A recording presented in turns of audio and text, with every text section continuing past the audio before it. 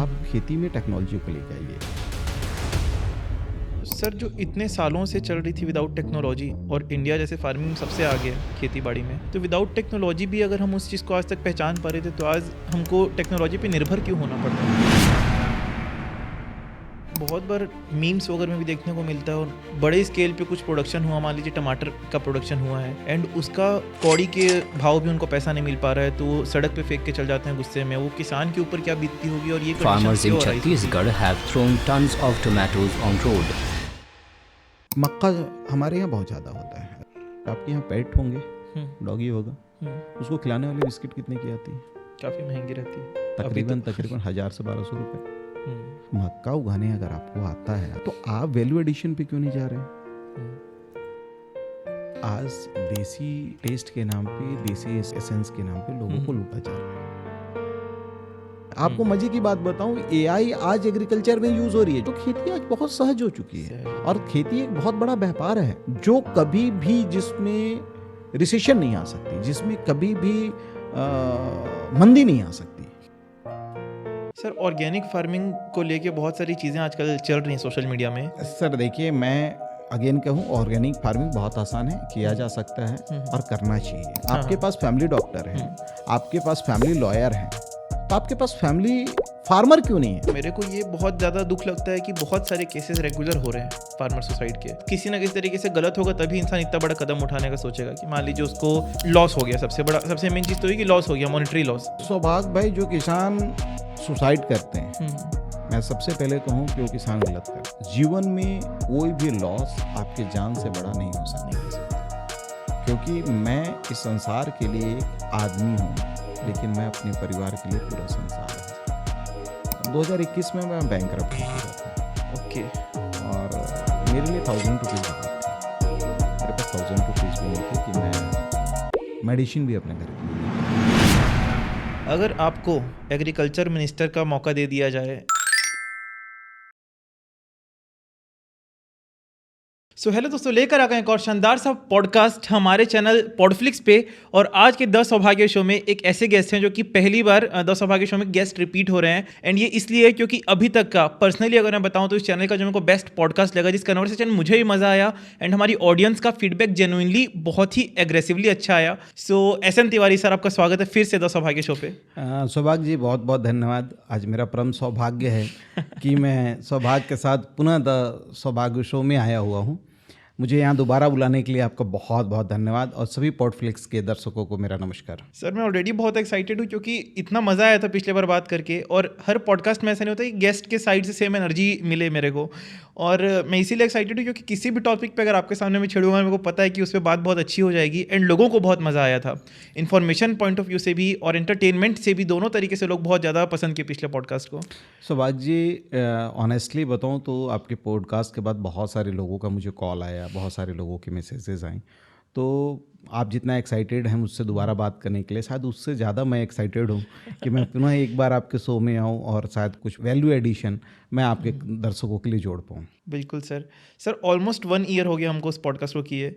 उसके बाद से क्या क्या चेंजेस हुए, मतलब ऐसे फार्मिंग सेक्टर में पर्सनली आपको क्या लगता है कि कुछ मेजर चेंजेस क्या हुए हैं? देखिए, बहुत सारी चीज़ें आज की डेट पे एग्रीकल्चर में रोज़ चेंजेस आ रहे हैं। स्पेशली बात करूं तो टेक्नोलॉजी आज कहीं ना कहीं आ गई है। लास्ट टाइम भी जब मैं आपके यहाँ पे आया था तो हमने बात किया था हाईटेक फार्मिंग पे, जिसमें मैंने आपसे पॉली हाउस फार्मिंग पे बात किया था, तो पॉली फ्रूट फार्मिंग पे आपसे बात किया था। तो सेंट्रल गवर्नमेंट की जो योजनाएं थी पहले पॉली हाउस पे, और उस पर सब्सिडी लगभग 56 लाख रुपए का था, 56 लाख का था, जो अब बढ़कर 1 करोड़ हो गई है। पॉली हाउस फार्मिंग को, हाइड्रोपोनिक फार्मिंग को गवर्नमेंट ने प्रायोरिटी सेक्टर में लिया है, और इसको एग्रीकल्चर इंफ्रास्ट्रक्चर फंड में भी लेके आ गए हैं। ओके। जिसकी वजह से पहले जो लोन कोलेट्रल पे मिलते थे, अब ये लोन कोलेट्रल फ्री हो गए हैं, और 3% का इंटरेस्ट सब्सिडी या कहें इंटरेस्ट सबमिशन भी सेंट्रल गवर्नमेंट के थ्रू दिया जा रहा है, ताकि किसान ज़्यादा से ज़्यादा इस सेक्टर से जुड़कर अपने लाभ को बढ़ा पाएँ। वैसे भी अगर मैं बात करूं, भारत में मैंने लास्ट टाइम भी कहा था कि लगभग 12 करोड़ किसान हैं, और महज 2% किसान ही आज ऐसे हैं जो कि शायद एक अच्छा रेवेन्यू यहाँ पे जनरेट कर पा रहे हैं। और इसमें एक बहुत ह्यूज गैप है। तो भारत सरकार की योजनाएं जो हैं सतत इस दिशा में कार्यरत हैं कि चीज़ें आम जनों तक पहुँचे और हर सेक्टर पे, हर राज्य में, हर छोटे छोटे कस्बे के लोग इसका अधिक से अधिक बेनिफिट उठा सकें।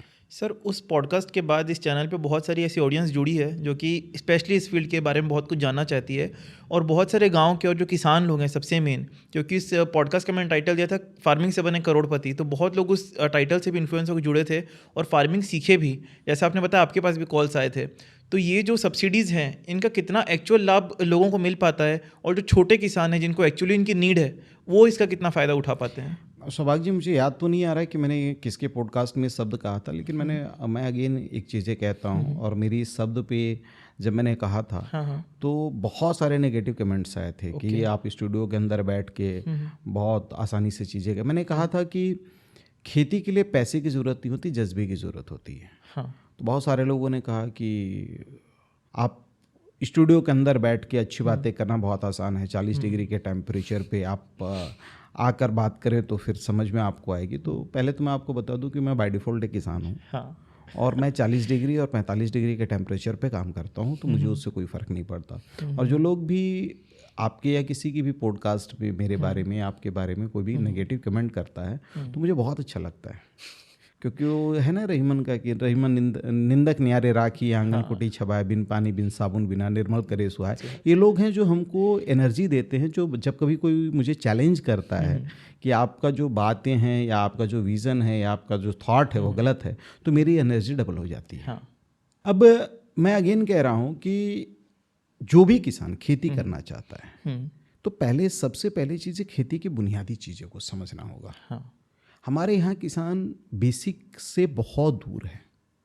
अब मैं एक सवाल पूछूं आपसे, हमारे यहाँ खेती होती है, किसान पानी पटाता है, सिंचाई करता है, एम राइट? मैं अगर किसानों से पूछता हूँ कि आप पानी खेत में कब देते हो या पौधे को पानी कब चाहिए होता है, तो 90% किसानों को नहीं पता है कि कब चाहिए होता है। ओके। फिर मैं पूछता हूँ कि आप पानी कब पीते हो, तो किसान बोलता है जब मुझे प्यास लगता है। तो मैं बोला आपको कैसे पता है कि आपको प्यास लगता है? तो बोलता है हमारा गला सूखने लगता है। बोला पौधे को कब पानी देते हो? तो बोलता है जब मुझे मिट्टी ज़मीन का दिखता है सूखा हुआ। तो साहब मैंने लास्ट टाइम भी बोला था कि अभी हमारी जो मिट्टी है जिसमें कार्बन नाइट्रोजन की डिसबैलेंसिंग हुई है, जीवाणुओं का लॉस हुआ है, जिससे ऊपर की परत बहुत हार्ड हो गई है, और पानी बहुत जल्दी, जो वाटर होल्डिंग कैपेसिटी है सॉइल अपना खो दिया है, तो पानी बहुत जल्दी नीचे चली जाती है। तो आपको क्या लग रहा है कि ऊपर की मिट्टी सूखी है और आप पानी दे रहे हैं। सेम फिनोमिना तो हो सकती है, जैसे मेरा गला सूखता है वैसे पौधे का भी गला सूखता होगा। तो लोगों को यहाँ पे समझना होगा कि पौधा में पानी कब देना है, पौधे में खाद कब देना है, पौधे में दवाई कब देना है। जैसे मैं अगर आपको बताऊं कि पौधे में जब स्ट्रेस आता है तो पौधे का जो स्टोमेटा होता है, पत्तियों के, ये आप जो देख रहे हैं पत्ती, इसके पास की जो इसके नीचे एक छिद्र बनी हुई है, छोटे छोटे छेद बने हैं, वो छेद खुल जाते हैं जिसको हम स्टोमेटा बोलते हैं। इस समय पौधे को पानी की जरूरत होती है। लेकिन ये नॉर्मली दिखने में पहचान में आ जाता है? बिल्कुल नहीं आ सकती है। अभी एक टेक्नोलॉजी आई है, मैंने आगे ने कहा ना कि आप खेती में टेक्नोलॉजी को लेके आइए। एक सेंसर आई है जो आपको ये आपके मॉइस्चर को मेज़र करके बताता है कि आपको पानी कब देना है, खेत में पानी की कितनी मात्रा देनी है। तो इससे आप पानी को बेहतर मैनेज कर सकते हैं। क्योंकि देखिए होता है क्या है, अगर आप पानी बहुत ज़्यादा दे दीजिएगा तो ज़मीन के पास पानी, जड़ों के पास जब पानी ज़्यादा हो जाएगी तो वहाँ पे ऑक्सीजन की मात्रा की कमी आएगी, और उस कंडीशन में पौधा स्ट्रेस में आएगा, उसका स्टोमेटा नहीं खुल पाएगा, और जो प्रकाश संश्लेषण की क्रिया होती है, फोटोसिंथेसिस की क्रिया होती है, जो भोजन बनाने की क्रिया है, पौधा सबसे ज़्यादा भोजन प्रकाश संश्लेषण की क्रिया यानी कि हवा, पानी और सूरज के प्रकाश से बनाता है। ये प्रक्रिया रुक जाती है। प्रक्रिया रुक जाएगी तो पौधे के अंदर भोजन बनने की प्रक्रिया भी रुक जाती है। इसलिए आपको ज़्यादा पानी नहीं देना है। कम पानी दीजिएगा तो पौधा स्ट्रेस में आएगा, फिर उसका स्टोमेटा क्लोज हो जाएगा। स्टोमेटा क्लोज हो जाएगा तो उस कंडीशन में फिर वो पौधा भोजन नहीं बना पाएगा। स्टोमेटा अगर क्लोज है तो जो आप फर्टिलाइजर भी डाल रहे हैं, चाहे वो इरिगेशन के माध्यम से डाल रहे हैं, वो फर्टिलाइजर भी वेस्ट होगा। स्टोमेटा क्लोज है तो आप जो पेस्टिसाइड का स्प्रे कर रहे हैं तो पेस्टिसाइड भी काम नहीं करेगा आपका। तो आपको समझना होगा और आपको कहीं ना कहीं एक टेक्नोलॉजी को इसमें लाना होगा जिससे आपको पता चल पाए कि कब पौधे का स्टोमेटा। इतने सालों से चल रही थी विदाउट टेक्नोलॉजी, और इंडिया जैसे फार्मिंग सबसे आगे है खेती बाड़ी में, तो विदाउट टेक्नोलॉजी भी अगर हम उस चीज़ को आज तक पहचान पा रहे थे, तो आज हमको टेक्नोलॉजी पे निर्भर क्यों होना पड़ रहा है? देखिए, पहले जो आप कह रहे हैं कि इतने सालों से खेती होती आई है, तो इतने सालों से सिर्फ ट्रेडिशनल खेती हमारे यहाँ होती आई है। ट्रेडिशनल खेती हो रही थी हमारे यहाँ, चावल का उत्पादन किया जा रहा था, गेहूं का उत्पादन किया जा रहा था, मक्के के उत्पादन की जा रही थी। समाव कुछ पुराने अगर कुछ पिछले और कई सालों में जाएंगे तो मिलेट्स वगैरह की प्रोडक्शन होती थी। अब हम कहाँ पे आ गए? हम हाई एंड वेजिटेबल ग्रो कर रहे हैं, या सैफरन कल्टीवेशन हम कर रहे हैं, या हम कलर कैप्सिकम की खेती कर रहे हैं। तो यहाँ कहीं ना कहीं वो होगी। दूसरी चीज़ें कि पहले हम डोमेस्टिक मार्केट के लिए प्रोड्यूस करते थे। अगर आप अंबिकापुर की बात करूँ तो बहुत छोटे रकबे में खेती होती थी और अंबिकापुर की जो नीड थी वो पूरी होती थी। अब क्या हो रही है, यहाँ से सब्जियाँ बाहर जा रही हैं, वैसे इंडिया से चीज़ें एक्सपोर्ट भी हो रही हैं। तो एक्सपोर्ट करने के लिए एक्सपोर्ट क्वालिटी का प्रोड्यूस भी लाना होगा आपको। तो इन सब चीज़ों को करने के लिए कहीं ना कहीं आप जब टेक्नोलॉजी के साथ जुड़ते हैं तो उसका बेनिफिट ज़्यादा होता है। दूसरा चीज़ है, अगर मैं यहाँ पे बात करूँ किसी टमाटर के किसान से, अगर मैं जाके पूछता हूँ कि आप टमाटर को ग्रो करते हो और मैं पूछता हूँ कि आप इसमें पेस्टिसाइड के कितने बार स्प्रे करते हो, तो अमूमन कहते हैं साहब 30 बार 35 बार हमारी स्प्रे हो जाती है अलग अलग चीज़ों की। ओके, हाँ। जब आप टेक्नोलॉजी के साथ जुड़ के ये चीज़ें करते हैं तो कहीं ना कहीं वो जो 35 स्प्रे आप कर रहे हैं वो घट के 20 स्प्रे तक आ जाती है। तो आपकी दवाइयों में भी बचत हो रही है, आपका टाइम भी हो रहा, और जो प्रोड्यूस आ रही है वो कहीं ना कहीं एक्सपोर्ट क्वालिटी आ रही है, तो ये आपको एक बेनिफिट हो रही है। दूसरी चीज़ है कि जब आप छोटी छोटी चीज़ों को समझते हैं, जैसे मैं एक छोटा सा एग्जांपल दे रहा हूँ, हमारे यहाँ जब पेस्टिसाइड का स्प्रे किया जाता है तो अमूमन बरसात के दिनों में और ठंड के दिनों में लोग क्या करते हैं, सिलिकॉन बेस एक स्टिकर आता है उसका यूज़ करते हैं। ओके। अब मैं मैक्सिमम किसानों से पूछता हूँ इस स्टिकर का यूज़ क्यों करते हो, तो वो बताते हैं कि साहब ये पत्तियों में जाके चिपक जाता है। जबकि लोगों को स्टिकर का यूज़ नहीं पता है कि स्टिकर का यूज़ क्यों होता है। फिर मैं पूछता हूँ कि चिपकता गर्मी के दिनों में क्यों नहीं करते, बोले गर्मी में चिपकाने की ज़रूरत नहीं पड़ती साहब, इसलिए नहीं करते। अब सौभाग्य भाई देखिए, आप कॉन्सेप्चुअली ही गलत हैं। स्टिकर का काम किसी चीज़ को चिपकाना नहीं होता, किसी की चीज़ को, पहला चीज़ कि वो एक्टिवेटर है, स्प्रेडर है, स्टिकर है। समहाउ मैं मान लेता हूँ स्टिकर है। होता क्या है, जो आप दवाइयाँ स्प्रे करते हैं पंप के थ्रू, प्रेशर पंप के थ्रू या नॉर्मल बैटरी वाली पंप के थ्रू, जिसके भी थ्रू आप स्प्रे करते हैं, तो जो बूंदें बनती हैं जो पत्तियों पे पड़ती हैं, उनका जो आकार होता है वो पर्णछिद्र से बड़ा होता है, स्टोमेटा का जो छेद होता है उससे बड़ा होता है। ओके। और इस कारण से वो घुस नहीं पाती है। स्टिकर का पहला काम है कि उनको डिवाइड करके छोटे पार्टिकल के रूप में कन्वर्ट कर देता है, जिससे वो आसानी से स्टोमेटा में चले जाए और उसका जो दवाई का असर है वो बढ़ जाए। अच्छा, ये छोटी छोटी चीज़ें हैं। जब आप कोई चीज़ों को ट्रांसप्लांटिंग करते हैं, टेक्नोलॉजी से जुड़ने का मतलब होता है नॉलेज से जुड़ना। जब कोई सी चीज़ का आप ट्रांसप्लांटिंग करते हैं, मैंने पहले ही कहा कि पौधा सबसे ज़्यादा भोजन जो बनाता है उसमें जो रोल होता है वो हवा का होता है, पानी का होता है और सूरज के प्रकाश का होता है। तो आप जब कोई भी चीज़ों की ट्रांसप्लांटिंग कर रहे हैं, किसी चीज़ की सोइंग कर रहे हैं, तो आप उस डायरेक्शन में करें जिस डायरेक्शन में सूर्य के प्रकाश सबसे ज़्यादा पौधे को मिले। और जब कभी भी आप कल्टीवेशन कर रहे हैं तो कुछ स्पेस आप छोड़ दें ताकि एयर वेंटिलेशन प्रॉपर होता रहे और ये फोटोसिंथेसिस की क्रिया बहुत अच्छी हो। सिर्फ ये चीज़ों को मेंटेन करके आप अपना 7 से 10% तक की यील्ड को बढ़ा सकते हैं। आप ये छोटी छोटी टेक्निक्स को यूज़ करके कैसे स्प्रे करना है, कैसे फर्टिगेशन करना है या कैसे वाटर मैनेजमेंट करना है, आप सिर्फ इन छोटी छोटी चीज़ों को करके अपनी 15 से 20% का कॉस्ट को बचा सकते हैं। और 15 से 20% खेती में इनपुट कॉस्ट का बच जाना अपने आप में एक बहुत बड़ा प्रॉफिट है।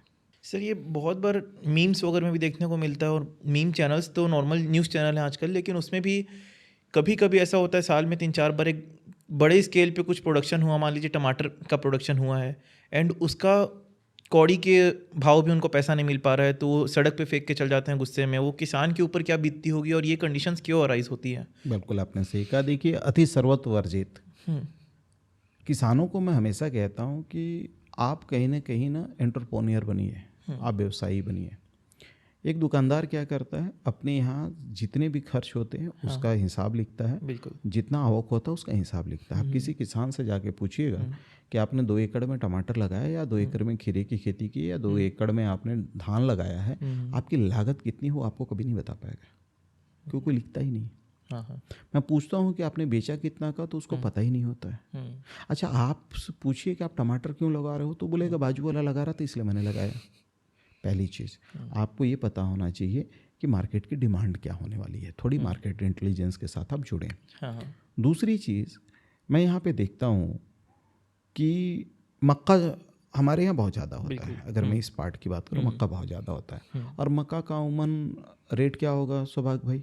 नॉर्मल मार्केट में भुट्टा जो फाइनल हम लोग खाते हैं, भुट्टा की बात नहीं कर रहा हूँ, ग्रेन की बात कर रहा हूँ। ग्रेन की बात 40-50 रुपए किलो 18 से 22 रुपए किलो। अच्छा, पॉपकॉर्न वाला जो मेज़ आता है अलग से सूखा मैंने पॉपकॉर्न वाला नॉर्मल मेज़ की बात कर रहा हूँ। अच्छा, नॉर्मल मक्के का दाना जो, हाँ, नॉर्मल मक्के का दाना है, वो 18-22 रुपए किलो होती है। ओके, ठीक है। इसी तरह की हमारे यहाँ रागी होती है, ये सब होती हैं, और किसी का रेट बहुत ज़्यादा नहीं है, सब ये 20-30 रुपए के रेंज में ही है, राइट। और मैं आपसे ये पूछूं कि आपके यहाँ पेट होंगे, डॉगी होगा, उसको खिलाने वाली बिस्किट कितने की आती है? काफ़ी महंगी रहती है, तकरीबन 1000 से 1200 रुपये। तो मेरा कहने का मतलब है कि आप मक्का उगाने अगर आपको आता है, आपको रागी उगाने आता है, तो क्या रागी की कुकीज़ बनाने नहीं आती है आपको? तो आप वैल्यू एडिशन पे क्यों नहीं जा रहे हैं? चिली, जो ग्रीन चिली है मार्केट में क्या रेट बिकती होगी? सर जनरली तो जाते हैं तो सब्जी के साथ फ्री ही मिल जाते हैं। अच्छा, नहीं फिर भी एक रेट तो होगा 40-50 रुपये। हाँ, बस खूब होगा 70-80 रुपये। अगर थोड़ी स्कार्सिटी है तो 100 रुपये, राइट। हाँ, बस। और सूखी वाली मिर्ची कैसे मिलती है? नहीं आइडिया सर।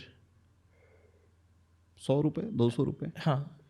और आपके यहाँ जो चिली फ्लैक्स आप यूज़ करते हैं या पाउडर चिली यूज़ करते हो, कितने रुपए की मिलती है आपको? पुड़िया आती सर 1-1 रुपए की, मतलब वो तो अगर देखा जाए तो किलो में तो वजन ही कितना चल जाएगा, 1000-1200 रुपये, 1500 आराम से जाएगा। तो मैं कह रहा हूँ कि भाई साहब, आप जब चिली के ग्रोवर हैं, आप चिली को, रेड चिली को करें, और एक डिहाइड्रेटेड, उसको डिहाइड्रेट करने की एक मशीन आती है, बहुत छोटी अमाउंट की है, कोई बहुत बड़ी नहीं आती, 20-25-50 हज़ार रुपये की आती है। उसको करके अगर आप फ्लैक्स बेचते हैं या पाउडर बेचते हैं तो उससे ज़्यादा आपको मिलेगा। अभी आप यूरोपियन मार्केट को देख लें या गल्फ कंट्रीज़ को देख लें, तो यहाँ पे डिहाइड्रेटेड वेजिटेबल्स की मार्केट है बहुत ज़्यादा। इंडिया के अंदर बहुत बड़ी मार्केट है। आप इंडिगो में कभी सफ़र करते होंगे, और जब आप उनके मेनू को उलट के देखते होंगे तो वहाँ पे आप देखते होंगे पोहा लिखा रहता है या वो राजमा चावल लिखा रहता है। तो क्या वो क्या गर्म बना के लेके आते हैं? नहीं, क्या करते हैं वो गर्म पानी लेते हैं और पैक्ड रहता है, वो डिहाइड्रेटेड होती है। सारी मिक्सचर को डिहाइड्रेटेड करके उन्होंने क्या किया, एक पोहा बना लिया है, वो सूखा पोहा है, डिहाइड्रेटेड पोहा है, गर्म पानी में डालते हैं और आपको बोलते हैं सर आफ्टर 5 मिनट आप इसको ओपन करना, और आप खाते हो, आपको टेस्ट वही एसेंस मिलता है। क्यों मिलता है? क्योंकि उसके अंदर की पानी को निकाल दिया गया है, बाकी कुछ नहीं किया गया, और उसको पानी को निकाल के सुखा दिया गया है, ना उसकी एसेंस गई, ना उसका टेस्ट गया। तो इसका बहुत बड़ा मार्केट है, आप इस डायरेक्शन पे क्यों नहीं काम कर रहे सर? लेकिन एक किसान के मन में वही जो आप टेक्नोलॉजी का जो डिफरेंस है अभी भी, कि एक गांव के स्तर का जो आदमी है वो सोच के कि यार उसके लिए मशीन लगेगी और उसमें फिर ह्यूमन रिसोर्स जाएगा, और ह्यूमन रिसोर्स को ट्रेन कौन करेगा, वो लोगों के मन में डाउट होता है। देखिए, मैं आपको बताऊं अगेन, कि बिना मरे स्वर्ग नहीं मिलता है। अगर आपको स्वर्ग पाना है तो आपको मरना होगा। आज सरकार ने गांव-गांव, गली-गली में स्व सहायता समूह बनाया है, महिला स्व सहायता समूह बनाया है। अच्छा, ठीक है। आप सब लोग, और आज हर घर में हर आदमी के पास एंड्रॉयड मोबाइल है, हर कोई यूट्यूब चला रहा है, फेसबुक चला रहा है, इंस्टा चला रहा है। ठीक है। आप रील्स देखने के बजाय अगर इन सब चीज़ों को सर्च करेंगे तो बहुत बड़ा चीज़ें मिलेगा। मैं अभी आपको बताऊं, एक बहुत बड़ा गैप है यहाँ पे, बहुत बड़ा गैप है, जिसका प्रयोग कौन कर रहे हैं? बड़े बड़े उद्यमी कर रहे हैं। आपके घर में अचार आती है, कितने रुपए केजी अचार मिलता है बाजार में? अराउंड 400 रुपये। ओके। और कच्चा आम मार्केट में क्या रेट में बिकता है सीजन में? सीजन में तो सिर्फ 40 रुपये 50 रुपये किलो। वो तो पका हुआ देसी जो लोकल आम हो, जो फॉरेस्ट वालों ने रोड पे लगा रखा है, मेरे ख्याल से 10 रुपये 15 रुपये 20 रुपये। मसाले कितने के आते होंगे साहब? सस्ते ही हैं सर इंडिया में तो। नहीं, हार्डली उसको 1 किलो अगर आम लेके अगर मैं उसको बनाऊँ, हार्डली 100 रुपये का खर्च होगा। मुझे एक व्यापार बता दो जिसमें आपका 4x बेनिफिट है, मतलब 100 रुपये की चीज़ है 400 रुपये में बिक रही है। अभी। और ये आचार बहुत छोटी सी बात मैं बता रहा हूँ। आज ये सोचिए कि जो लोग यूरोप में बैठे हुए हैं, जो लोग अमेरिका में बैठे हुए हैं, जो गल्फ कंट्री में बैठे हैं, वो भी इसको कंज्यूम करते हैं। उनको भी चाहिए प्योर एसेंस का। तो मार्केट में जो मशीनों में बनती है, जो कंपनियां बेचती हैं, वो आचार जो होटलों में सर्व होती है मशीन वाली, वो कोई नहीं खाना चाहता। अगर आपकी टेस्ट है, एसेंस है, आप वो करिए। और इसका बहुत बड़ा मार्केट है। सेम आप देखिए घी, आप घी खाते ही होंगे, पसंद होगा, और आप शुद्ध घी खाना चाहते हैं।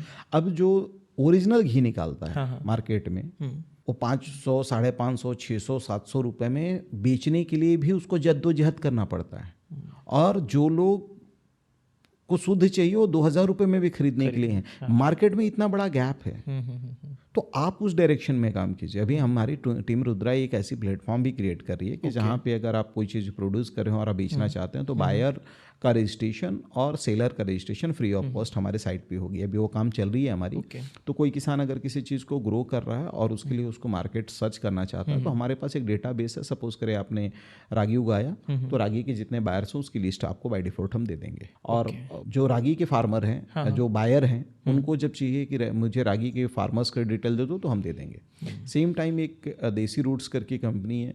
अगर आप कोई वैल्यू एडेड प्रोडक्ट बना रहे हैं, जैसे आप अचार बना रहे हैं, या आप कोल्ड प्रेस ऑयल बना रहे हैं, या फिर आप ब्लैक राइस प्रोड्यूस कर रहे हैं और आप उसकी मार्केटिंग करना चाहते हैं, तो हमारी जो देसी रूट्स की टीम है वो हेल्प करेगी और उसकी ग्लोबल मार्केटिंग करेगी। मतलब कोई किसान अगर रॉ मटेरियल्स ऑलरेडी प्रोड्यूस कर रहा है, उसको अगर वैल्यू ऐड करके, वैल्यू ऐड का मतलब थोड़ा समझाइए सर पहले ऑडियंस को। देखिए, वैल्यू एडिशन का मतलब है, जैसे आप रागी, मैं बहुत एक अच्छा एग्जांपल दे रहा हूँ। मैं भी लास्ट टाइम गुमला में था, झारखंड का एक छोटा सा डिस्ट्रिक्ट है, बैकवर्ड डिस्ट्रिक्ट है। मोस्टली वहाँ पे आदिवासी कम्युनिटी के लोग रहते हैं, और वहाँ पे बिहार महिला समूह चलती है, गवर्नमेंट की जो योजना है। तो वहाँ पे मैंने जब वहाँ गया, तो दीदियों को मैंने देखा कि वो रागी की कुकीज़ बना रही हैं, रागी के लड्डू बना रही हैं, वो भी घी में, और बहुत ही रिजनेबल प्राइस पे बेच रही हैं वो। फिर भी शायद उनकी मार्केटिंग, जो मुझे लगा, हो सकता है वो कर रहे होंगे, लेकिन मुझे जो लगा कि जिस टाइप के उनके प्रोडक्ट है और जितना उनकी रीच होनी चाहिए, वो रीच मुझे नहीं दिखा। कहीं ना कहीं वो लेकोना दिखा। तो हम कहते हैं कि ऐसे बहुत सी जगह पे हैं लोग, कोई आम का, जो जंगल में आम होता है, उसका अचार डाल रहे हैं, पल्प निकाल रहे हैं, और आपको उसकी मार्केटिंग करनी है। पहली चीज़ तो कि आपको ये जानना होगा कि आप जो बना रहे हैं उसकी वैल्यू एडिशन क्या है। तो हमारी टीम, यानी कि देसी रूट्स की टीम, वहाँ आपको बताएगी भी, आपके लिए आपकी पूरी मेकिंग प्रोसेस को एनालिसिस करके, उसकी वीडियो शूटिंग करके, उसकी जो बुलेट पॉइंट होगी, क्या यूएसपी होगी, वो सारी चीज़ें हम निकाल के और वेबसाइट पे आपके प्रोडक्ट के साथ उसको हाईलाइट करेंगे। जो बायर आते हैं वो पेमेंट करेंगे, आपको बैक टू बैक ऑर्डर आएगा और आपको शिप करना है। सर एंटायरली इस केस में आपकी टीम को क्या मिल रहा है? मतलब अगर, क्योंकि कोई भी इंसान अगर आपके पास आ रहा है इस चीज़ को करवाने के लिए, तो उसके मन में एक डाउट होगा कि सामने वाला क्या फ़ायदा है। We are also getting the benefit ना।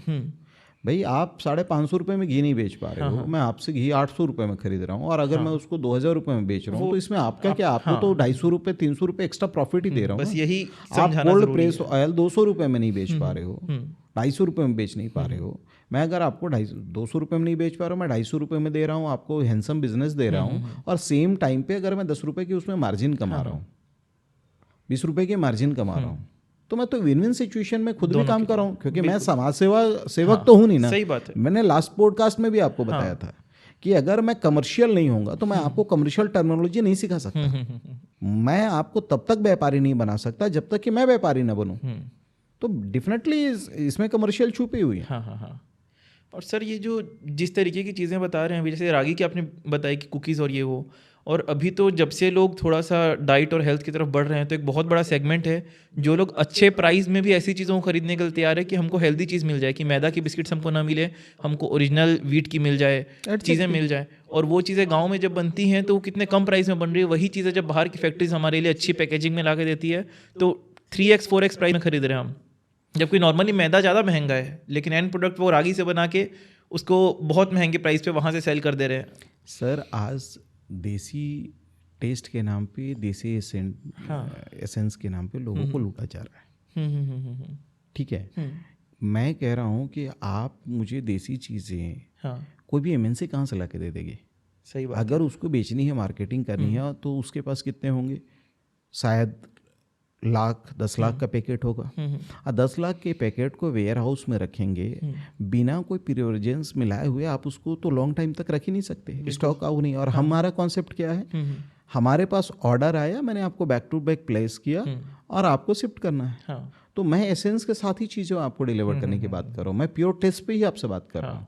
और मैं आपको दिखा रहा हूँ कि गांव के छोटे से कस्बे में छोटे से रूम के अंदर वो चीज़ें आपके लिए कैसे मेकिंग प्रोसेस आ रही हैं और वो चीज़ें आपको पहुँचा रहे हैं। मेरे लिए, मेरे पास कोई फैक्ट्री नहीं है, मेरे पास कोई वेयर हाउस नहीं है, मेरे पास कोई वेयर हाउस नहीं है, हम कोई वेयर हाउस के कॉन्सेप्ट ही नहीं रख रहे हैं। सीधे सीधे अगर किसी को रागी का लड्डू खाना है, उसने मेरे वेबसाइट पे आया, उसने मुझे एक ऑर्डर प्लेस किया, मैं जो वीकेंड में दीदियाँ बना रही हैं, और हम उनको छुपा नहीं रहे हैं कि हम हमारा सोर्स ये नहीं दिखा रहे कि हमने बना के बेचा है, नहीं, हमारा सोर्स पूरा डिक्लेयर्ड है कि हम इनके साथ करना चाहते हैं। और इसमें आपके पॉडकास्ट के माध्यम से जहाँ कहीं भी गवर्नमेंट की योजनाएं, चूँकि बिहान की टीम काम कर रही है या जहाँ पे भी स्व सहायता समूह काम कर रही है, और अगर वो कुछ चीज़ें बना रही हैं और वो चीज़ें चाहते हैं कि हम उसकी मार्केटिंग करें, तो स्वागत है, वो कभी भी हमसे कांटेक्ट करें, हमारी टीम जाएगी, उनके क्वालिटी कंट्रोल को भी चेक करेगी, उनकी मार्केटिंग प्रोसेस को भी हम अलाइन करेंगे। सर, इसके लिए किसी फार्मर का ऑलरेडी उस पाथ में होना ज़रूरी है, या फिर अगर वो सिर्फ रॉ मटेरियल बना रहा है और इंटरेस्टेड है कि मैं कुछ फाइनल प्रोडक्ट बना के दूँ, तो भी आप हेल्प करते हैं? बिल्कुल, हम हेल्प करेंगे, हम गाइडेंस ही देंगे। गाइडेंस ही, देखिए, हेल्प का मतलब होता है हम आपको गाइडेंस देंगे, करना आपको ही पड़ेगा, है ना। जैसे मम्मी मेरी खाना देती हैं, खाना मुझे खुद ही पड़ता है।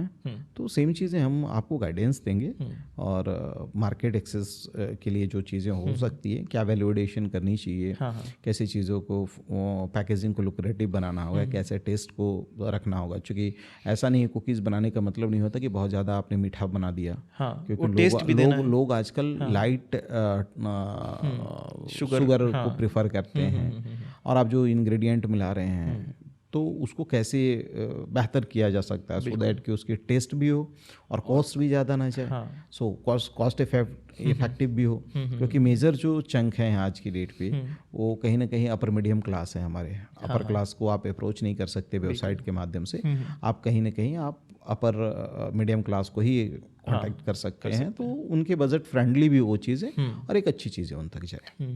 सर, ओवरऑल जितने सारे सेगमेंट्स हैं, मान लीजिए अगर फार्मिंग तो बहुत ही बड़ी फील्ड है और बहुत सारे क्रॉप्स हैं, बहुत सारे प्रोडक्ट्स हैं, हम सब चीज़ों को पॉडकास्ट में कवर कर नहीं सकते हैं। कितना भी बड़ा पॉडकास्ट बना ले, कितनी भी सीरीज़ बना ली, क्योंकि बहुत ही वास्ट है एग्रीकल्चर फील्ड में। तो इतने सारे क्रॉप्स हैं, अगर किसी को रैंडमली कभी आपको किसी भी क्रॉप के लिए कॉल आएगा, तो आप कैसे उसको गाइड करेंगे? मान लीजिए कोई सीधा स्ट्रॉबेरी के लिए कॉल करेगा, जो कि एक एक्सपेंसिव प्रोडक्ट हो गया, कोई आपको आलू के लिए भी कॉल कर देगा बेसिक प्रोडक्ट के लिए, तो आप वो पूरी रेंज के लिए उनको हेल्प कर देते हैं कि हाँ, स्ट्रॉबेरी वाले को भी हम सेम बेनिफिट दे पा रहे हैं, एंड प्रोडक्ट से कैसे क्या बना सकते हैं? डिपेंड यहाँ पे दो चीज़ों पे करती है। हम हर सब्जेक्ट पे हम आपको गाइडेंस देने के लिए तैयार हैं, बिकॉज खेती कोई रॉकेट साइंस नहीं है। मैंने पहले ही बोला ना, खेती में एक ही पैरामीटर देखा जाता है, एक ही पैरामीटर, पौधे को पानी से लेकर, भोजन से लेकर उसकी पेस्ट मैनेजमेंट तक, सब उसके स्टोमेटा पे डिपेंड करता है। और कल्टीवेट क्या हो गए, उसके सॉइल पे डिपेंड करता है। तो जिसने सॉइल को समझ लिया और जिसने स्टोमेटा के फंक्शन को समझ लिया, वो आपको किसी भी चीज़ को गाइड करके आपको ग्रो कराना सिखा सकता है, पहली बात। लेकिन बात हुई कि कोई बंदा आया और उसका चंक ही इतना छोटा है कि पता चला कि हम इस फार्मर को दिए और उसका स्टॉक खत्म हो गया, तो उस सेगमेंट को टच नहीं किया जा सकता। जैसे अगर शहद के फार्मर हैं, तो अगर 100 फार्मर आ रहे हैं तो उस प्लेटफॉर्म को चालू किया जा सकता है। लेकिन 10 फार्मर आ रहे हैं और सबके पास अगर 50-50 लीटर है शहद, तो इतना छोटा चंक है कि उस पर फिर एक टीम जाएगी और मेकिंग प्रोसेस को दिखाना और वो चीज़ों को दिखाना कि ये कितना ज़्यादा ऑर्गेनिक है, वो बिजनेस मॉडल के लिए सस्टेनेबल नहीं होगा। तो जो मेजर चंक है, जो लोगों के डेली कमोडिटी में ज़्यादा यूज़ होते हैं, उन सब चीज़ों पे हमारी फोकस है। सर, बहुत सारा यूथ ऐसा है कि फार्मिंग को आज के डेट पे एक बिजनेस नहीं देखता है, या एक अच्छी जॉब नहीं देखता है, उसको एक बर्डन के तरीके से देखता है, जिनकी फैमिली है। और नए यूथ तो बहुत ज़्यादा जाने का सोचते ही नहीं है। तो डेटा वाइज साइंटिफिकली क्या इंडिया में वो कम हो रही है क्वांटिटी फार्मर्स की, क्योंकि अब तो जनरेशन चेंज हो रही है? आपको सौभाग्य जी बड़ा जिम्मेदारी के साथ कह रहा हूँ एक बात, कि कम्प्लीटली ये बातें मिथ है। ओके। सबसे ज़्यादा युवा ही खेती में जुड़ रहे हैं। वो अपने करोड़ों के पैकेज को छोड़कर और हाईटेक टेक्नोलॉजी की तरफ आ रहे हैं और खेती की तरफ आ रहे हैं, बल्कि जो आज से जो 90s की पीढ़ी रही है अप टू 2000 की पीढ़ी भी एक बार लिया जा सकता है, उनके दिमाग में ये बैरियर है कि एग्रीकल्चर में बेनिफिट नहीं है। लेकिन जो नए लोग आ रहे हैं ना, वो एक आइडिया के साथ आ रहे हैं और वो बिजनेस माइंडसेट के साथ आ रहे हैं और वो सक्सेस हैं। आप जहाँ कहीं पे भी देखना होगा, आप न्यूज़ आर्टिकल रोज़ का पढ़िए तो कम से कम ऐसा आपको रोज़ 30-40 ऐसे युवा मिलेंगे जिन्होंने अपनी MBA करा है, किसी ने कुछ डिप्लोमा किया हुआ है और एक अच्छे पैकेज पे थे और उन्हें उस पैकेज को छोड़ा और एग्रीकल्चर की तरफ आया और वो पैसा कमा रहे हैं।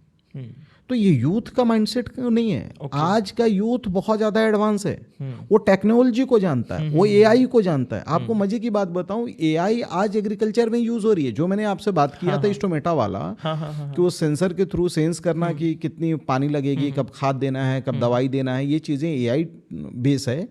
और आज का यूथ यूज करा और उसको पता है कि खेती बहुत आसान है, कोई रॉकेट साइंस नहीं। ये पुराने जमाने के लोगों को लगता था, ये उन लोगों को लगता है जो टेक्नोलॉजी को नहीं जान रहे हैं, जिनका माइंडसेट में बहुत बड़ी बैरियर है कि ऐसा नहीं करेंगे तो खेती नहीं हो सकता, यार मुझे खेती नहीं आता है तो नहीं हो सकता।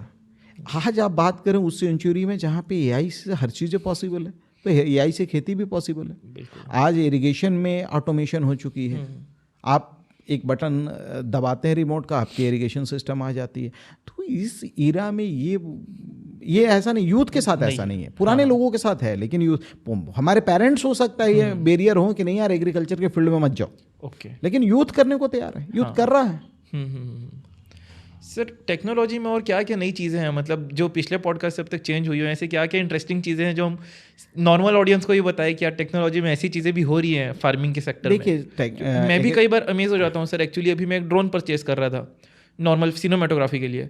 जब मैं यूट्यूब पे ड्रोन डाला तो मेरे को सिनेमैटिक ड्रोन से ज़्यादा एग्रीकल्चरल ड्रोन्स दिखे, इतने बड़े बड़े ड्रोन्स, मतलब और इस लेवल के ड्रोन इस पे आ चुके हैं स्प्रे करने के लिए, पेस्टिसाइड वगैरह के लिए, फर्टिलाइजर के स्प्रे के लिए ड्रोन्स आ चुके हैं। AI आ चुका है। AI इतनी परफेक्शन के साथ बताता है कि आपने सो एंड सो क्रॉप लगाया हुआ है तो आपके 5 इंच पे कितनी मॉइस्चर है, 10 इंच पे मॉइस्चर कितनी है, हवा का दबाव कितना है, हवा की स्पीड कितनी है, ह्यूमिडिटी कितना है। ये आपको यहाँ तक बताने लगी है AI कि आपको आपके खेत में किस न्यूट्रिएंट की कमी है आपके फसल में और उसकी कितनी परफेक्ट मात्रा देनी है आपको। और आपको आज दिन में अगर उसको चलाना है तो कौन सा सूटेबल टाइम है, 12 बजे से 2 बजे के बीच का परफेक्ट टाइम है। वो ये भी बताता है 2 से 4 में मत डालना, अदरवाइज उस वक्त स्टोमेटा खुला नहीं रहेगा आपका, ये अनयूज हो जाएगा। वो ये बताता है आज के 10 दिन बाद आपके क्रॉप में कौन सी डिजीज आने वाली है, कौन सा पेस्ट आने की संभावना है। और वो बताता है कि ये एल्गोरिथम अगर 5-6 दिन कंटिन्यू चल रहा है मतलब इसकी प्रबल संभावना है, आप स्प्रे ले सकते हो। सो एग्रीकल्चर को उसने बहुत सहज बना दिया है। आज आ गई है ग्राफ्टिंग का पैटर्न हो गया। पहले लोग क्या करते थे, नर्सरी डालते थे, फ्लैट बेड पे डालते थे तो बड़ा चैलेंजेस आता होगा। आज एडवांस नर्सरी हो गई हैं, आज टिश्यू कल्चर लैब हो चुके हैं जहाँ पे आपको अच्छे अच्छे प्लांट्स आपको अवेलेबल हैं। तो खेती आज बहुत सहज हो चुकी है और खेती एक बहुत बड़ा व्यापार है, बहुत बड़ा एम्पायर है। और एक ऐसा सेक्टर है जो कभी भी, जिसमें रिसेशन नहीं आ सकती, जिसमें कभी भी मंदी नहीं आ सकती। ये रोजमर्रा की जिंदगी की चीज़ें हैं। तो बहुत बड़ा फील्ड है ये। AI का सर मैंने यूज़ किया था रैंडमली। मैं अभी अपने बैकयार्ड में गया था, हफ्ते भर पहले की बात है। मनी प्लांट से बहुत सारे कीड़े लग गए थे और वो ख़त्म होते जा रहे धीरे धीरे। बहुत सारे छेद दिखे और मेरे को समझ नहीं आए, कीड़े भी दिखे कहीं कहीं पे और अलग अलग पौधे में अलग अलग तरीके के कीड़े थे। मैं AI सैमसंग के कुछ फ़ोन्स में भी आया है कि कैमरा दिखा के आप उससे सवाल लाइव पूछ सकते हैं कि इस पौधे में को ये दिख रहा है, इसका जवाब बताओ कि क्या कैसे ठीक होना है। सर विद इन सेकेंड्स उसने बस देखते हुए ही बता दिया कि यहाँ पर नीम के खली की अगर आप वो नीम का तेल, नीम की पत्तियों का तेल अगर स्प्रे करेंगे तो ये कीड़े अपने आप मर जाएंगे और ऑर्गेनिक तरीके से। देखिए अगर आप बात करें खेती को, मैं वही मैंने कहा कि आपको नॉलेज चाहिए, जज्बा चाहिए किसी भी क्रॉप के। जैसे हमारी आपकी 4 अवस्थाएं होती हैं, बचपन, किशोरावस्था, जवानी और बुढ़ापा। बिल्कुल। अगर किसी का बचपन और किशोरावस्था अच्छा चला तो बट ऑब्वियसली उसकी बुढ़ापा और उसकी जवानी बेहतर जाएगी। खेती में भी यही होती है। अगर कि कोई भी फसल है उसका सीडलिंग स्टेज को प्रॉपर कर लीजिए। अब तो सीडलिंग स्टेज भी नहीं रह गया, अब तो नर्सरी डायरेक्ट आप ला रहे हो, हेल्दी प्लांट ला रहे हो, लगा रहे हो, तो सीडलिंग तो खत्म ही हो गई। अभी वेजिटेटिव ग्रोथ को अगर आपने प्रॉपरली मैनेज कर लिया, आपने इंसेक्ट से पेस्ट से बचा लिया, आपको ये पता होना चाहिए कि सॉइल के अंदर सोलराइजेशन क्या काम करता है, आपको पता होना चाहिए कि जिप्सम का क्या रोल है, आपको पता होना चाहिए कि नेमाटोड्स का अटैक हमारे में क्यों आ रहा है, क्यों हमको क्रॉप रोटेशन करना चाहिए और क्रॉप रोटेशन में क्या करना चाहिए, आपको पता होना चाहिए पर्माकल्चर क्या होता है, जिसको जीरो बजट फार्मिंग भी कहते हैं अपन, है ना, कि चीज़ों को मल्टीलेयर फार्मिंग होती है। शब्द एक साधारण किसान कैसे समझ पाएगा? सर आप किसान को साधारण क्यों समझते हैं? एक 12 करोड़ के वो जांबाज सिपाही जो धरती का सीना चीर कर 140 करोड़ लोगों का पेट भरते हैं, आप उनको साधारण कहते हैं साहब? ये तो नाइंसाफ़ी है। मैं हमेशा ये कहता हूँ, आप उसको इतना हल्का प्रोफेशन में क्यों लेते हैं? मैंने लास्ट टाइम भी आपके पॉडकास्ट में बताया था ना, अच्छे लोग 7 करोड़ के हेलीकॉप्टर नहीं खरीद पाते, किसान तो दवा स्प्रे करने के लिए खरीद रहे हैं, वो साधारण आदमी कहाँ है? और आज की जमाने में आप गूगल पे कुछ भी बोलो ना, आपको मैं क्या बोला, पर्माकल्चर, परमा का मतलब होता है परमानेंट और कल्चर एग्रीकल्चर, परमानेंट एग्रीकल्चर को बोलते हैं पर्माकल्चर। जैसे इसमें क्या होता है कि हमारा जो खेत है, हमने बाउंड्री पे पौधे लगा दिए, बीच में कुछ कटेली लगा दिए, जाके हमारी फेंसिंग हो गई, है ना, बीच में हमने कुछ फलदार लगा दिए, उसके बीच में सब्जी की खेती कर रहे हैं, कहीं पे हम मेडिसिनल प्लांट की खेती कर रहे हैं, एक तरफ हमने क्या किया, फिश फार्मिंग कर दिया है, एक तरफ हमने क्या किया कि अपना छोटा सा डेयरी चला रहे हैं, ठीक है, हो सकता है कहीं डक फार्मिंग कर रहे हैं, डक की जो बीट गिरी हो, मछली का चारा हो रहा है, मछली जो है वो पानी के पीएच को मेंटेन कर रही हैं, जो गाय का वेस्ट है वो कहीं ना कहीं खेतों में काम आ रहा है, खेत का जो वेस्ट है वो गाय में काम आ रहा है, गाय का जो मिल्क निकल रहा है, दूध निकल रहा है, घी निकल रहा है, वो आपके कैश क्रॉप के रूप में आ रहा है, फिश जो है आपके लिए कैश क्रॉप का है। तो ये मॉडल जो है इसको परमानेंट एग्रीकल्चर कहते हैं, इसको पर्माकल्चर कहते हैं। मल्टीलेयर फार्मिंग होती है। मल्टीलेयर फार्मिंग का मतलब सिंपल समझ लीजिए कि पहले क्या होता था, बंगलो बनते थे, आज क्या बनता है, अपार्टमेंट्स बन रहे हैं, है ना। तो भैया first floor, second floor, third floor, तो ये जो चीज़ें हैं अगर ओपन फील्ड में करते हैं तो उसी को हम मल्टी लेयर फार्मिंग कहते हैं, और उसी को जब पॉली हाउस के अंदर हम करते हैं तो उसको हाइड्रोफोनिक कहते हैं। टर्मिनोलॉजी से क्या फर्क पड़ता है साहब, जो कॉन्सेप्ट ही है। हाँ बिल्कुल। खेती और इंसान का जीवन बिल्कुल अगर आप देखेंगे तो क्लोज है। हमारी जो लाइफ स्टाइल है वही पौधे की लाइफ स्टाइल है। सर ऑर्गेनिक फार्मिंग को लेके बहुत सारी चीज़ें आजकल चल रही हैं सोशल मीडिया में कि ऑर्गेनिक दो पक्ष बन गए हैं एक तरीके से, कि ऑर्गेनिक फार्मिंग जिन लोग चाहते हैं कि हो, और जनरली वो जो लोग होते हैं उन लोग खुद खेत पे नहीं उतर रहे हैं, क्योंकि खेत पे आज की डेट पे ऑर्गेनिक फार्मिंग करना बहुत मुश्किल हो गया क्लाइमेट कंडीशंस को देखते हुए। आपका ऑर्गेनिक फार्मिंग के पूरे कॉन्सेप्ट पे आज की कंडीशंस को देखते हुए देखिए, मैं अगेन कहूँ ऑर्गेनिक फार्मिंग बहुत आसान है, किया जा सकता है और करना चाहिए, मैं इसका पक्षधर हूँ। ये मेरा एक पक्ष है कि ऑर्गेनिक फार्मिंग होना चाहिए।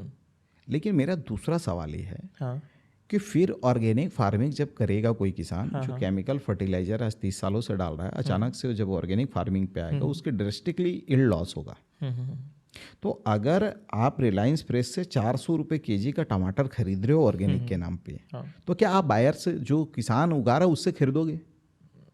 पहला चीज़, आपको चाहिए जहर मुक्त खेती, और आप उसके लिए पे करने के लिए भी नहीं तैयार हो। बिल्कुल। आप कह रहे हो कि मुझे जहर मत दो, मुझे दूध दो, मुझे अमृत दो, और आप अमृत को भी खरीदना किस रेट पे चाह रहे हो? जहर के रेट पे। तो ये ड्यूल स्टैंडर्ड समाज में नहीं होनी चाहिए। अगर आप, मैंने लास्ट टाइम भी आपके पॉडकास्ट में कहा था कि आपके फैमिली डॉक्टर हैं, ठीक है, आपके पास फैमिली डॉक्टर हैं, आपके पास फैमिली लॉयर हैं, तो आपके पास फैमिली फार्मर क्यों नहीं है? आपको कराना है ना, तो आप अपने गांव के किसी फार्मर को करो और कहो कि ऑर्गेनिक को प्रोड्यूस करके देगा, लेकिन आप उसके लिए पे करो। पहली चीज़। दूसरी बात कि सिर्फ फूड ही आपको ऑर्गेनिक क्यों चाहिए साहब? जो आप हवा ले रहे हो, क्या उससे रोग नहीं होता? उससे कैंसर नहीं होती? जो आप बिसेला हवा ले रहे हो, और उसको तो किसान नहीं कर रहा है ना, उसके लिए पेड़ लगाना होगा तो आपके पेट में दर्द होती है, आप पेड़ लगाओगे नहीं उसको। हवा आप एसी चला के घर में बैठोगे, उससे जो पॉल्यूशन हो रही है, वो इन्वायरमेंटल जो लॉस हो रही है, आप उस पर आप नहीं सोच रहे हो। आप इलेक्ट्रिसिटी कंज्यूम कर रहे हो, कहीं ना कहीं पावर हाउस पे आपका कोयला ये जा रहा है, जंगल कट रहे हैं, उस पे आपका फोकस नहीं है। आपको कहेंगे सोलर एनर्जी पे आ जाओ तो आपको दिक्कतें हैं। तो ये जो समाज में है कि आप अगर किसी चीज़ को मांग रहे हैं सर, तो उसके लिए पे करने की पे भी आपको करना होगा। जब मैं किसी रेस्टोरेंट में जाके कॉफ़ी मांगता हूँ और मैं कहता हूँ मुझे कैपुचिनो ही चाहिए, तो मुझे कैपुचिनो का रेट पे करना होगा। और अगर मैं ये कहता हूँ मुझे ब्लैक कॉफ़ी हो तो ब्लैक कॉफ़ी का रेट पे करना होगा। अगर मैं चाय मांगता हूँ तो चाय का रेट पे करना होगा। तो आप जो मांग रहे हैं उसके अकॉर्डिंग आप पे करें ना। आप 5 स्टार होटल पे में जाकर आप अगर स्ट्रीट फूड वाला रेट पे करेंगे, क्या वो आपको सर्व करेगा? लेकिन हमारी फार्मर्स एक्सपेक्टेशन क्या है? जहर मुक्त खेती दो, खेती करो और प्राइस तो मैच करो वो वाली प्राइस। तो ये बताइए उसका ब्रेड एंड बटर कहाँ से जाएगा? सही बात है। वो आत्महत्या नहीं करेगा तो क्या करेगा? और वो आत्महत्या करेगा, आज वो मर रहा है, कल क्या आप जिंदा रहेंगे इस अनाज के बगैर? आपके पास जो दूषित पानी आ रही है, आप उसके बारे में कोई बात नहीं कर रहे हो। आपको सिर्फ खाना ही चाहिए, किसान का उत्पादन चाहिए, वो बस आपको अमृत वाली चाहिए, ऑर्गेनिक चाहिए। मैं मानता हूँ ऑर्गेनिक खेती होनी चाहिए, लेकिन सिर्फ एक पाव नहीं।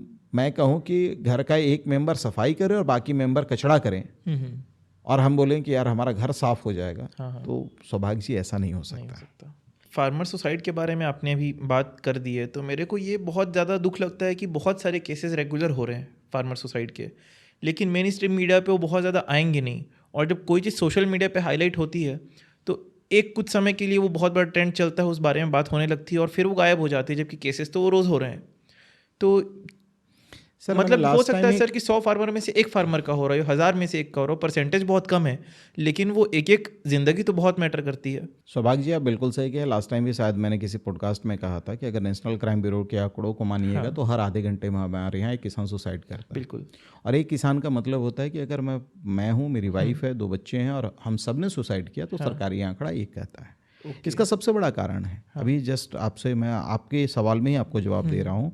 आपने कहा कि किसान बहुत साधारण किसान होता है, तो लोग उस आइडेंटिटी को ही साधारण बना दिया है, इसलिए वो मीडिया के अंदर नहीं आती है। पत्रकार जो कि हमारे देश के चौथी स्तंभ हैं, मैं बहुत रिस्पेक्ट करता हूँ पत्रकारों का, सभी पत्रकारों का रिस्पेक्ट करता हूँ, लेकिन मैं देखता हूँ कि मैं जब कभी भी न्यूज़पेपर उठाता हूँ या टीवी चैनल उठाता हूँ तो मेरी दिन की शुरुआत ही ये होती है कि यहाँ ये दुर्घटना हो गई, यहाँ ये दुर्घटना हो गई, यहाँ ये दुर्घटना हो गई। पाकिस्तान इंडिया की वार होगी कि नहीं होगी ये प्रिडिक्ट करके बैठ जाते हैं, उस पर 4-4 घंटा 5-5 घंटा इनकी लेक्चर चलती है, लेकिन उसी कस्बे में एक किसान कोई अच्छा काम कर रहा है तो उसके मुद्दे नहीं आते हैं, या किसानों को कोई चैलेंज आती है उनके मुद्दे नहीं आते हैं, कोई अल्टरनेट्स पे उन पे बात नहीं करता, वो सुसाइड करता उस पे बात नहीं करता। तो ये चीज़ें तो समाज में हैं, क्योंकि आपने उन 12 करोड़ किसानों को, आपने कहा कि संख्या बहुत छोटी है साहब, 140 करोड़ में 10 लोग अगर एक रोड एक्सीडेंट में एक्सपायर करते हैं वो आ जाता टीवी पे, और मेरा मानना आना भी चाहिए।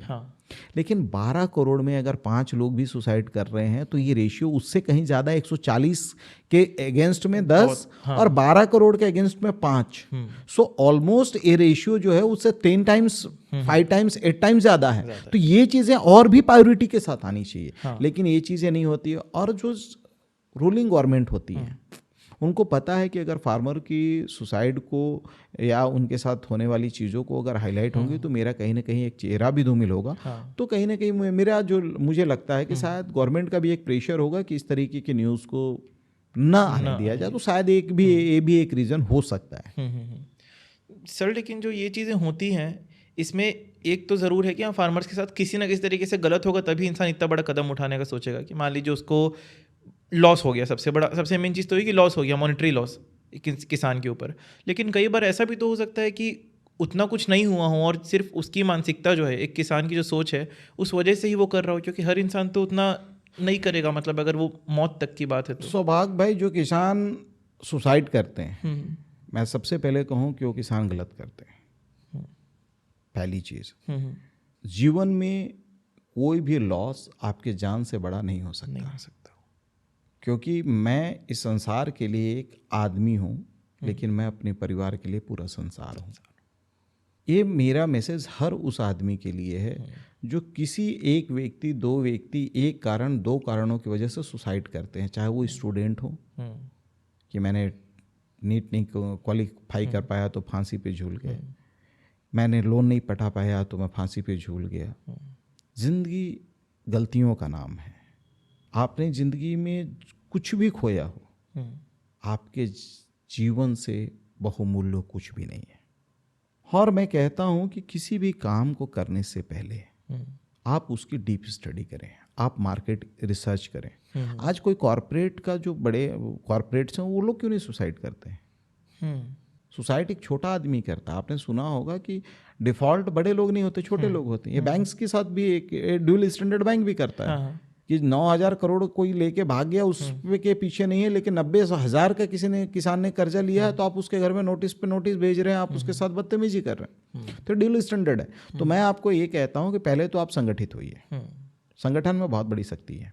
मैं किसानों को कहता हूँ, आप भाई सरकार ने महिला स्व सहायता समूह बनाया है, आप समूह में जुड़िए, आप एफपीओ बनाइए, एफपीओ के उद्देश्यों को समझिए। हर डिस्ट्रिक्ट में मेरे ख्याल से 2, 4, 5 एफपीओ हैं, लेकिन लोगों को पता ही नहीं है कि वो जुड़े क्यों हैं उसमें और वो कर क्या सकते हैं। हाँ, बहुत ऐसे एफपीओ हैं जो बहुत अच्छा कर रहा है, जैसे किसान कैचअप बहुत बड़ी एक एफपीओ है, ठीक है। ऐसी अगर आप देखें यहाँ मैनपाट में तिब्बती लोगों ने एक एफपीओ बनाया हुआ है और वो मेरे ख्याल से बहुत लंबे अरसे से चल रहा है, बहुत अच्छे से वो कर रहे हैं। तो उस कंडीशन पे उनको बैंक्स के पास जाने की ज़रूरत नहीं होती है। वो खुद के लिए अपने पास उनके पास कैपेबिलिटी हो जाती है कि वो चीज़ों को एक दूसरे को सपोर्ट कर सकें और चीज़ों को बेहतर तरीके से कर सकें। तो सबसे पहले आप करने चाहते हैं तो अपने माइंडसेट के लोगों के साथ आएँ, संगठित हों और उसके बाद चीज़ें करिए। बहुत एम्पल अपॉर्चुनिटी है, हताश ना होइए।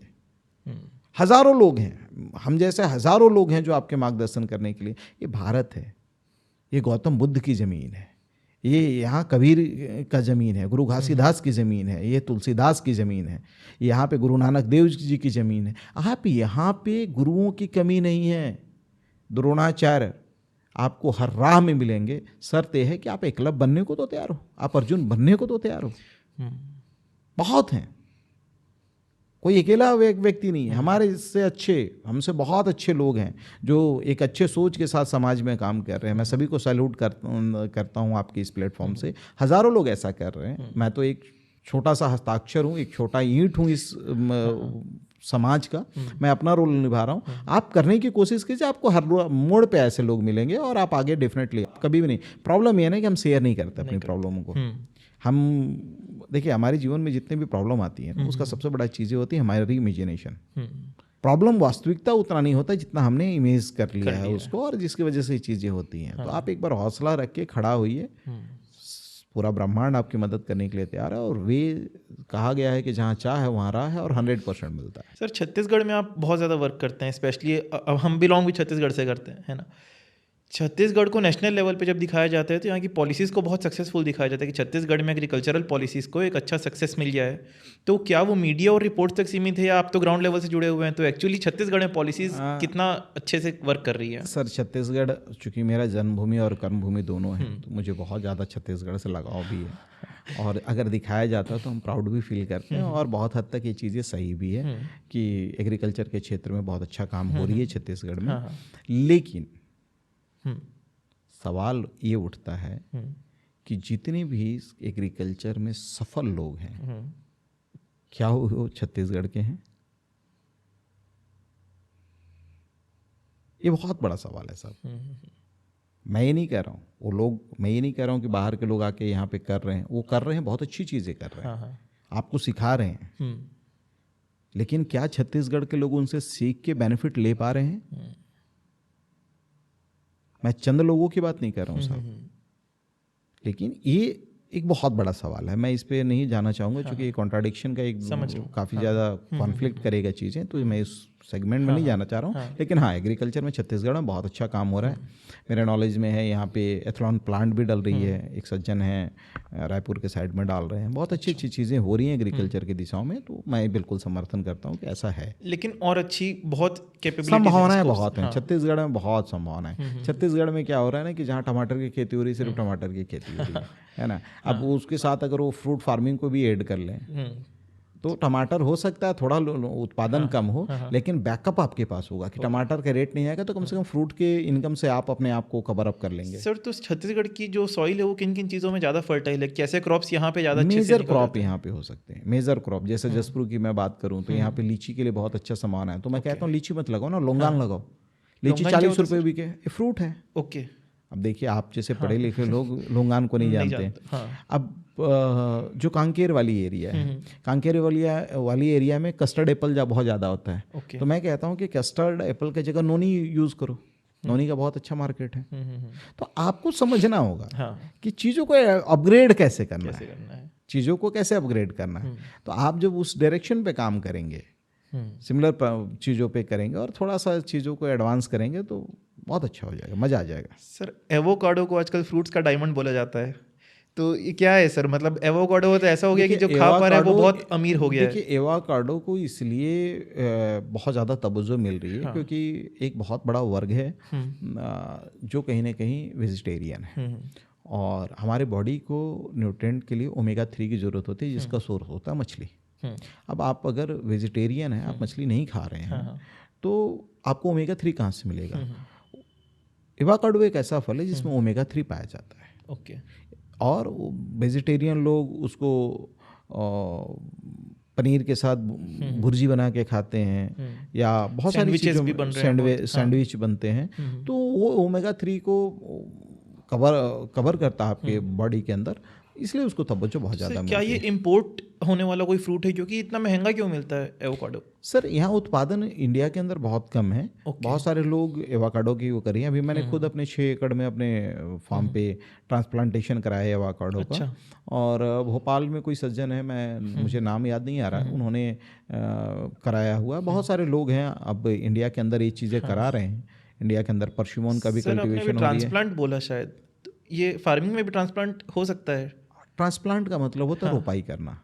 ओके। तो फार्मिंग में ही ट्रांसप्लांट होता है। मतलब जैसे देखिए होता क्या है, जब हम किसी चीज़ को नर्सरी तैयार करके जब लगाते हैं तो वो ट्रांसप्लांट कहलाता है। अच्छा। और जब हम डायरेक्ट उसको बीज को डालते हैं तो उसको सोइंग बोलते हैं। ये एग्रीकल्चर की टर्मिनोलॉजी है जी। तो एवोकाडो को अगर हम एक प्लांट नर्सरी से ला के लगाते हैं तो क्या क्या कंडीशंस होती हैं कि इंडिया में हम उसको उगा पाएँ?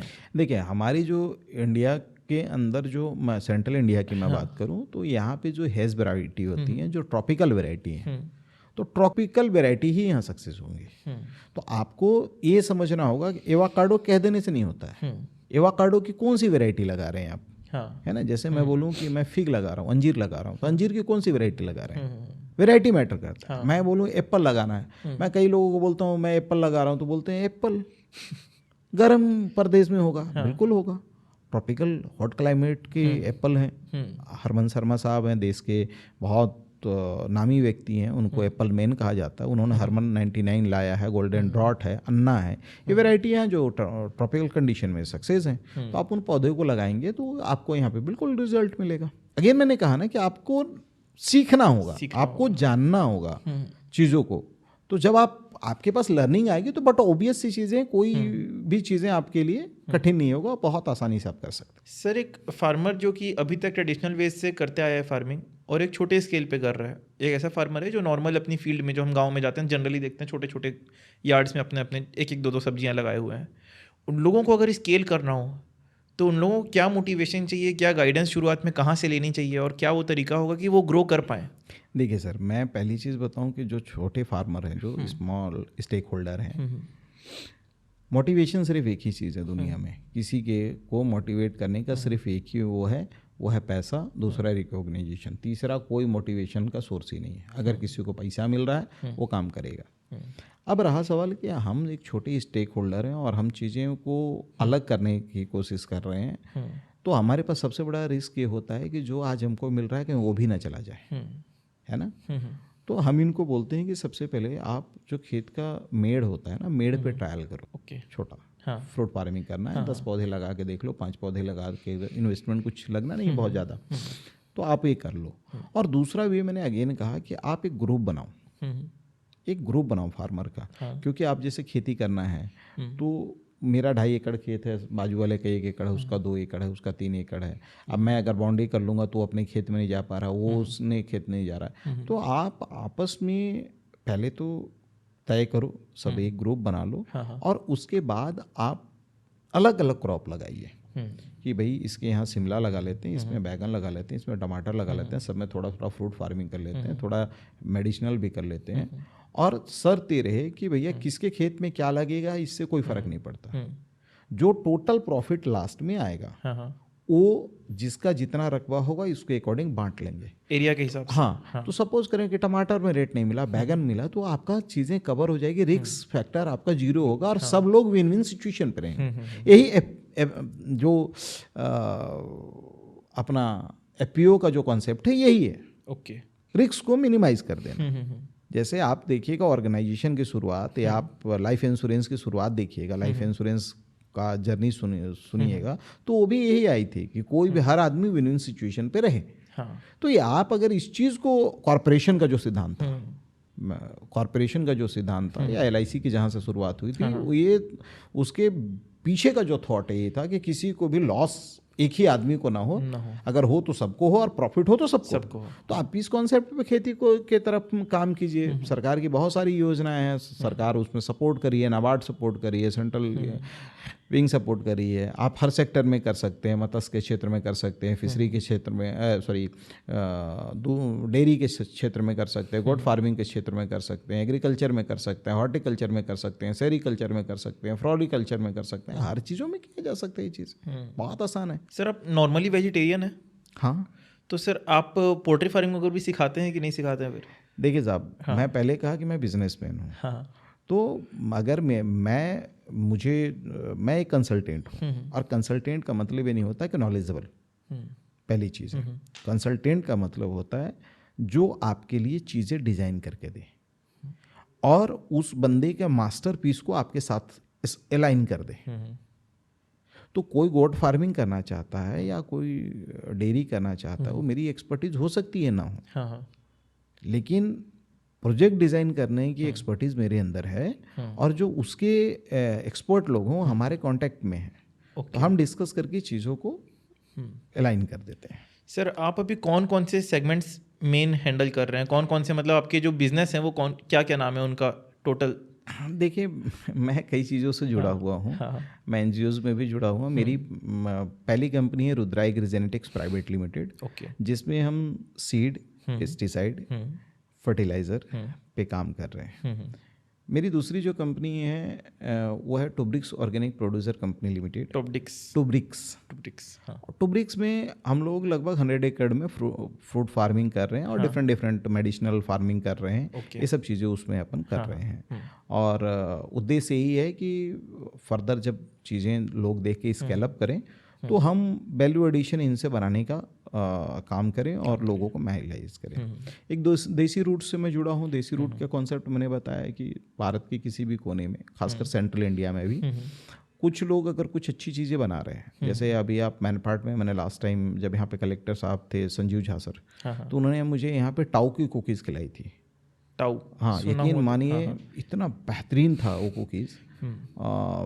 सीएम साहब के लिए उस समय जो तत्कालीन सीएम थे उनके लिए यहाँ से जाता था बन के, और मुझे लगा कि उसकी एक बेटर मार्केटिंग की जा सकती है। तो देसी रूट में हम लोग ये सारी चीज़ों को कर रहे हैं। रुद्रा एग्री जेनेटिक्स में मैंने एक चीज़ और भी बताया था कि बायर और सेलर को वो करने के लिए हम एक डेटाबेस भी बना रहे हैं जो फ्री ऑफ कॉस्ट आप वहाँ पे रजिस्टर्ड कीजिए अपने आप को एज ए सेलर या तो आइदर बायर। तो वो प्लेटफॉर्म आपके लिए एक्सेसिबल रहेगा, ईजी एक्सेसिबल रहेगा। तो वो चीज़ें अपन कर रहे हैं। रुद्रा नर्सरी है जिसमें कि हम आइडेंटिफाइड प्लांट जो आपके जियो क्लाइमेटिक कंडीशन के अकॉर्डिंग सरवाइव करेगा और जो फ्रूटिंग देगा, तो वो चीज़ें हम प्रोवाइड करते हैं, एक्जोटिक नॉन एक्जोटिक दोनों तरह की। और एक हमारी फर्म है आर्या ट्रेडिंग कंपनी, जिसमें हम कुछ कंपनियों के लिए सीड प्रोडक्शन भी कराते हैं, और साथ ही साथ जहाँ पे एग्री इनपुट्स की जो अदर चीज़ें आती हैं, जैसे मैंने अभी AI डिवाइस के बारे में बात किया, तो AI डिवाइस किसी को चाहिए या ये है तो ये हम आर्या ट्रेडिंग के माध्यम से प्रोवाइड कराते हैं। सर इतने सारे बिजनेसेस को हैंडल करना, अब थोड़ा सा अगर हम एंटरप्रेन्योरियल विजन की तरफ जाएं आपके, सर ये स्टार्ट कितने से हुआ था और अब कितने समय लगा आपको इतना स्केल करने में? मैं ऑनेस्टली अगर मैं बताऊं, 2021 में मैं बैंकरप्ट हो चुका था। और मेरे लिए 1000 रुपीज़ बहुत थे। मेरे पास 1000 रुपीज़ भी नहीं थे कि मैं मेडिसिन भी अपने घर के लिए लेके आ पाऊँ। और लोग बोल रहे हैं कि 40 डिग्री में आप आगे काम बताइए, तो कहाँ से शुरुआत होती है? बिल्कुल पैसे नहीं थे। और जस्ट 2020 में मेरे फादर एक्सपायर किए थे, तो मेरे लिए 2 हिट थे, क्योंकि मेरे पापा मेरे लिए भगवान थे। जब भी मैं प्रॉब्लम में फंसता था उनके पास जाता था तो मेरी सॉल्यूशन देते थे। और वो एक पैनिक पीरियड था मेरी लाइफ का, और मेरे लिए वो डायमंड पीरियड था। मेरे पापा का चले जाना, मेरी वाइफ को आर्थराइटिस हो जाना, वो करवट भी नहीं बदल पाती थी, और बहुत सारे लोग थे जो मुझे हेल्प करते थे, और मेरे पास मुझे फाइनेंशियली वीक हो जाना, ये 3 वरदान मेरे को एक साथ मिले। तो मैंने वाइफ को कहा यार सब खत्म हो गया। तो वाइफ मेरी बहुत बोल्ड हैं, उन्होंने कहा कि आप हैं तो ख़त्म क्या हुआ, जहाँ से वहीं से शुरुआत करेंगे। तो मैं 17,000 से अपनी जर्नी को चालू किया था, और उस समय मेरे पास सिर्फ रुद्रा एग्री जेनेटिक्स थी। बाकी लोगों का प्यार था, लोगों का सपोर्ट था, लोगों का भरोसा था, चीज़ें बढ़ती गई। ये है कि ब्रेड एंड बटर के लिए मुझे कभी नहीं होना सोचना पड़ा।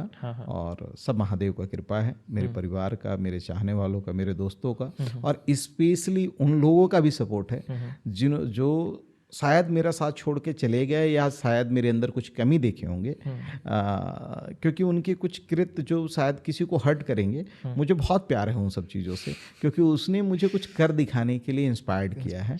तो मैं हर जानने वाले को जो प्रत्यक्ष और प्रत्यक्ष रूप से मुझे सपोर्ट किए, या मुझे रिजेक्ट किया, मुझे इग्नोर किए, मैं ऑनेस्टली कह रहा हूँ कि मैं बहुत प्यार करता हूँ सभी से। सर अभी रुद्रा की टीम में टोटल कितने लोग वर्क कर रहे होंगे? रुद्रा नहीं, सॉरी, टोटल आपकी जो टीम है सारे सेगमेंट्स में अराउंड 50 लोगों की टीम है, एक छोटी टीम है बट डायनेमिक लोगों की सर। टीम लेकिन एक इंसान जो चालू किया था वहाँ से 50 पहुँचना भी छोटी चीज़ नहीं है। ये देखिए, मतलब ये 4-5 सालों का ही खेल है पूरा। सर ये चीज़ें जो हुई हैं ना, ये मेरा नहीं है, ये सब है। देखिए मेरे पास किसी भी कंपनी के 4 पिलर होते हैं। सबसे पहला जो पिलर होता है वो कंपनी खुद होती है, तो कंपनी है, मैं नहीं, कंपनी नहीं है, मतलब कंपनी इन द सेंस उनके प्रोडक्ट। दूसरे होते हैं उनके एम्प्लॉय।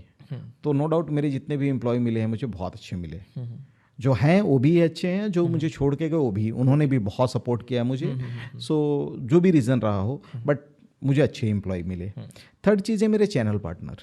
आप यकीन नहीं करेंगे, मेरे जितने भी चैनल पार्टनर हैं, जो वर्किंग पार्टनर हैं, देखिए हर कोई डिस्ट्रीब्यूटर बोलता है, लेकिन मैं चैनल पार्टनर बोलता हूँ। रियली वो मेरे पार्टनर है, मेरे सुख के, मेरे दुख के, मेरे व्यापार के, मेरे प्रॉफिट के, मेरे लॉस के। उनका इतना प्यार, इतना दुलार मुझे मिला कि शायद जो चीज़ें मैं अचीव किया हूँ, ऑनेस्टली पूछूं अगर किसी को क्रेडिट देना हो तो मेरी टीम और मेरे चैनल पार्टनर है। और चौथा चीज़ होता है हमारे फार्मर।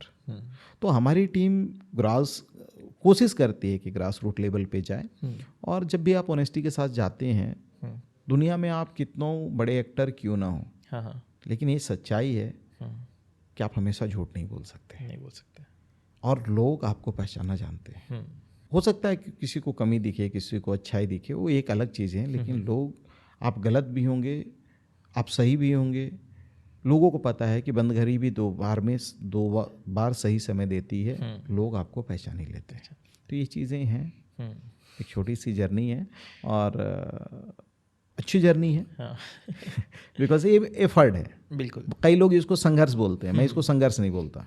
मैंने कुछ संघर्ष नहीं किया है, कोई संघर्ष नहीं किया। इतने अच्छे अच्छे लोग मेरे जीवन में हैं, इतने प्यार करने वाले लोग मेरे जीवन में, मैंने कभी संघर्ष नहीं किया, मैंने एफर्ट लगाया।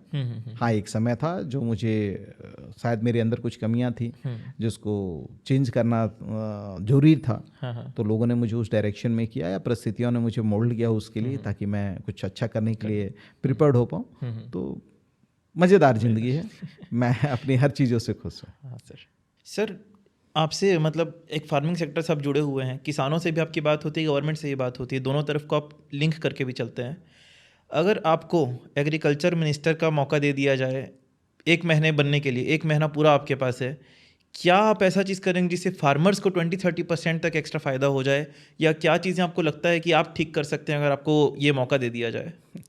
सौभाग्य, पहली चीज़ तो मैं बताऊँ कि काम करने के लिए किसी पद की ज़रूरत नहीं होती है। लीडर जो होते हैं ना, विदाउट टाइटल होते हैं। तो उसके लिए मुझे एग्रीकल्चर मिनिस्टर बनने के, या किसी को भी बनने की ज़रूरत नहीं है। मैं सिर्फ यही चीज़ें 2 चीज़ें अगर फेयरली मार्केट में हो, पहला परमाकल्चर की जो कॉन्सेप्ट है, परमानेंट एग्रीकल्चर की दिशा में अगर काम किया जाए, और दूसरा अगर हमारा समाज किसानों को साधारण ना समझ के असाधारण समझने लग जाए, और रिस्पेक्ट करने लग जाए उनके एफर्ट्स को, या यूं कहूँ तो उनके एफर्ट को नहीं कहूँगा, उनके संघर्षों को अगर सलाम करने लग जाए, और उनको वाजिब रेट अगर देने के लिए हमारा समाज तैयार हो जाए तो मुझे लगता है कि सारी समस्याएं खत्म हो जाएंगी। और उसमें गवर्नमेंट का भी कहीं ना कहीं हाथ है ना सर, क्योंकि एक नॉर्मल, मान लीजिए मैं कंज्यूमर हूँ, मेरे किसान से आज तक कोई डायरेक्ट इंटरेक्शन नहीं हुई। सर मैं गवर्नमेंट की पॉलिसी ही गलत है। हाँ। अब हमारे यहाँ ही देखिए, हाँ। सरकार 31 रुपए किलो धान खरीदती है, फिर उस धान को FCI को देती है, मिलर्स को देती है, मिलर्स से चावल कहाँ खरीदती है? FCI में खरीदती है और 1 रुपए में दे देती है। मैं कहता हूँ 1 रुपए में आप चावल क्यों दे रहे हो? आप जितना सब्सिडी दे रहे हो ना, हर किसान को 5 किलो जो राशन दे रहे हो, हर घर में 5 किलो राशन, 10 किलो राशन, जो भी आपकी योजना है सर, मुझे नहीं पता है कि क्या योजना है शासन की, आप डायरेक्टली बेनिफिशियरी अकाउंट में उनको क्यों नहीं दे देते?